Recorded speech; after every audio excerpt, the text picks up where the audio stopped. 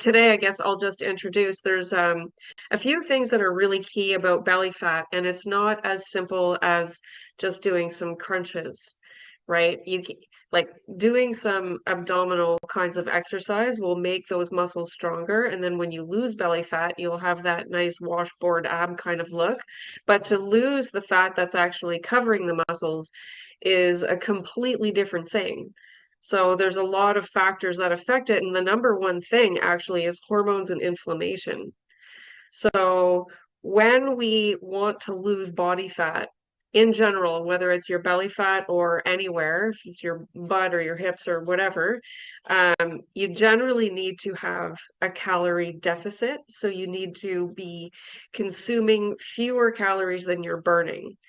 But there's all kinds of complicating factors about that because it's not that simple because we have an appetite and we have cravings and we have stress hormones and there's all kinds of things that mess that up. So, and if you also try to lose weight too quickly, then you will have a rebound effect and your body will panic and think there's been a famine. And then when you do try to eat normally, your body is going to hoard calories and store it, and you'll typically gain more weight than you lost in the first place.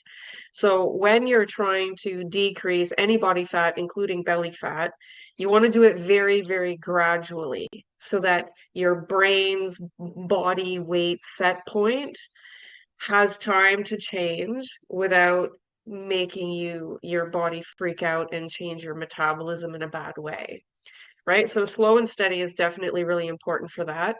And then the other aspect is um, decreasing inflammation. So decreasing inflammatory things like processed foods and trans fats and excess sugar, toxins in the environment, right? Like eating food that is sprayed with pesticides and herbicides, try to get organic stuff. So the fewer toxic things or bad habits like drinking too much alcohol or smoking or vaping or anything where there's going to be toxins coming into your body or molecules like trans fat that your body can't recognize, then you're going to have inflammation. As soon as we have inflammatory reactions, a weird thing that your body does is it responds by storing fat in your belly. And then we have two kinds of belly fat. There's the under your skin kind, and then there's the inside your abdominal cavity kind, and that's the visceral fat. And that is more associated with stress hormones like cortisol, insulin, too much insulin if you're eating sugar or too much total calories or too many carbs or bad fats all the time, then the insulin is also going to contribute to storing fat there. But cortisol and stress is probably one of the main factors. And so the visceral fat is the really dangerous kind that increases inflammation. You actually create inflammatory cytokines when you have internal belly fat. And so looking at diet and toxins and inflammation actually becomes a primary factor, and stress. And then also, I was just reading a study recently that showed people that don't get enough sleep will actually make more stress hormones. Your body sees sleep deprivation as very, very stressful. You'll make more cortisol and you'll store more fat. People will store more fat in general, but also there is a very high correlation between not enough sleep and increased belly fat. Okay, so those are the kinds of things that you would want to think about with belly fat. Um, Another thing is when we're talking about burning more calories or eating fewer calories, it's better to do a combination of both. So, and I also wanted to just point out that there's one thing called non-exercise activity thermogenesis, or NEAT. And this is when we burn calories doing things that aren't exercise, right? Like normal life. And so often when people start an exercise program, for some reason, they tend to do less normal things. And so it will seem like, oh, I started this workout and nothing is happening. I'm not losing weight. Everything's the same. But considering that we burn calories when we eat food, right? Because it takes energy to digest food. And we burn calories doing normal things, carrying groceries, putting the garbage out, sweeping the floor. Mopping the floor is a great ab workout, by the way. And carrying laundry, raking leaves, like all of those normal things. Even fidgeting can increase your calorie burning by like 350 calories per day. So, when you're on a Zoom call, you can clench your butt and relax. And, when you're talking on the phone, walk around and, just sort of moving all the time keeps your whole metabolism higher, right? So there's multiple ways that we can burn calories. So on December 10th, I'll talk more about like all kinds of ways that you can have an exercise routine. And I'm not sure, Sarah, if you wanted me to kind of go over an example one today, or if you want me to save that for the 10th, but those are generally the kinds of things that I can talk about. You could show what to expect when people join the 3-month program. What can they expect from being part of this program with your support for movement? And also if you can touch on the part of fascia, like just fascia release as letting go of the belly fat and fatty liver, especially the non-alcoholic kinds. Right? Yeah, so like with fascia, that's actually a complex thing that would take a lot of time today. So I could definitely talk about that at some point in the future, but it's not super simple. Same with fatty liver. Um, I have full handouts of information that I could talk about with the liver. All kinds of factors affect how much fat our liver is storing.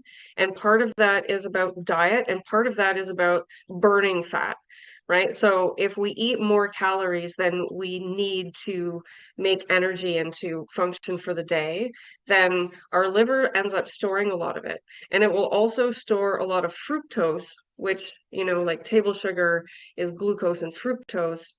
Glucose we tend to use more for making ATP immediately, or we'll store it as fat.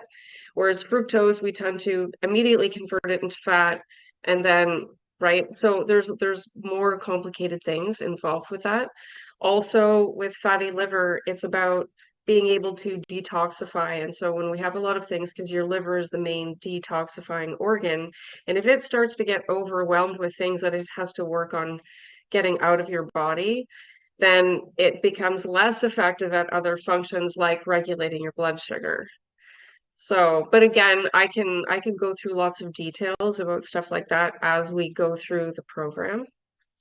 Right. And I can, yep, go ahead. No, go ahead. I thought you were, yeah, if you wanted to show I what could to share my expect. screen and just sort of show like this would be okay. Let me just pull up my share screen.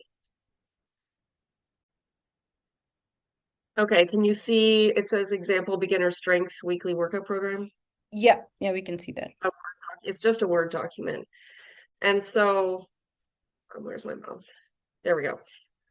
So this is just if you wanted to do like muscle strength, resistance, conditioning training kind of things, where you don't have to go to a gym and you can do it at home. You can do things that are your own, using your own body weight, which are actually amazing, amazing exercises. And with very minimal equipment, maybe some rubber bands, maybe a few hand weights, or like a simple bar with a couple of weights. You could even use, soup cans or, bucket or a box of wood. I have a wood stove, so I have to carry wood all the time. You can do stuff with that, put things in a wheelbarrow and push it around. There's like a million ways where you can just make your muscles move. And so an example where you would want to target each muscle group at least once a week. Because what can go wrong is if you only work your legs, or you try to lift something with your back, and say you've done, bicep curls and you have really strong biceps, but you never work on your back, then you can start to have imbalances. And then when you go to like pick up that garbage can, you can hurt your back because your biceps are stronger than your back, So, and we want to be balanced, because if opposing muscles aren't similar strength, it'll pull on your joints. And then this is also why some people can have knee pain, for example. If your quads get stronger than your hamstrings, then it can pull on your joints, and then you start to have aches and pains and things. So a good general idea is to think about doing something with each muscle group once a week. And so this is just a sample where I split it up into 3 days. So chest, shoulders, triceps, and I put those together because think about doing a bench press or a push-up. When you use your chest, you're also using your shoulders and your triceps. So pushing is triceps, right?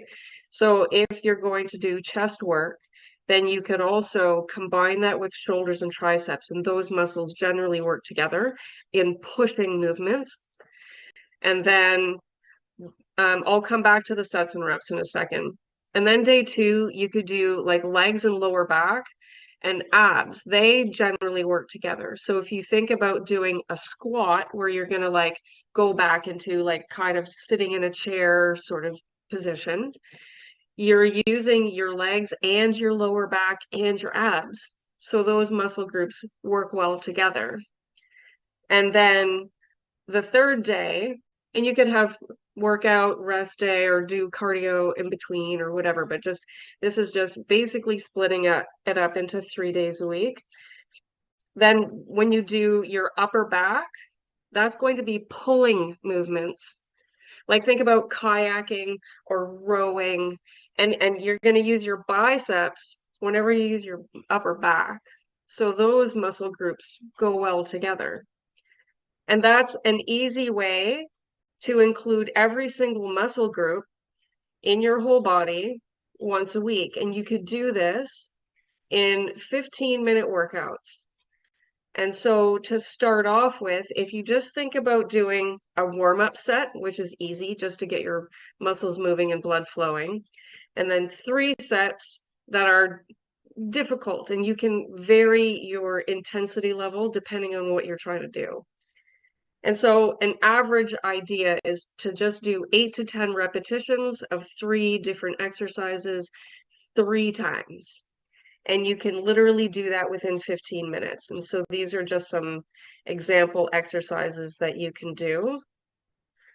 And then, I have a whole bunch of, things I can show you how to do stuff to target different muscle groups. And I can go into all kinds of cool detail about that. And then I just wanted to point out that depending on what your goal is, you can modify this beginner workout in like probably at least 100 ways. And so if you wanted to build muscle mass, then you would modify that basic workout by adding more repetitions, more times, but you wouldn't necessarily go really heavy, right? So you would pick a weight where you could do 25 reps. Whereas if you wanted to build strength, you would pick a weight so that by 6 or 8, it's really hard. And so there's ways that you can tweak this sort of basic beginner starting point so that you can reach different goals. And then there's endurance or cardio, which is another whole thing. And so we want to try to have a variety. And then just from this sort of basic starting point, you can even consider like things that you would do around the yard. Like when you're mopping, when you're carrying laundry, try to think about what muscle groups you're using.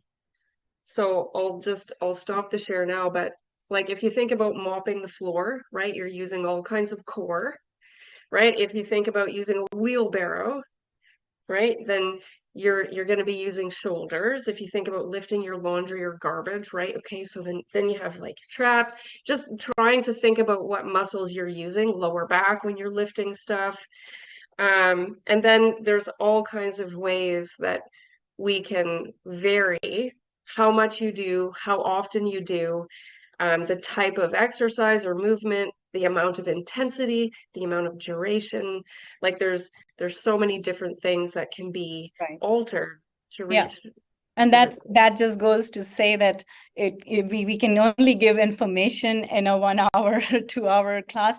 And, knowing what will work for your body takes time, takes support, takes some expertise and that's what you will be able to offer if people join the 3-month program, right, Wendy? So that's amazing.